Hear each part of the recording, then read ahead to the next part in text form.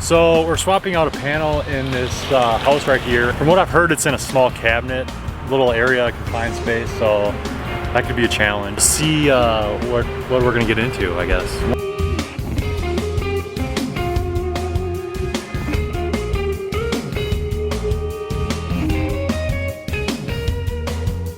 Why are you checking out a panel? Probably really old and falling apart, probably deteriorated. They've usually got like a 20, 30 year lifespan. Why do you change them then?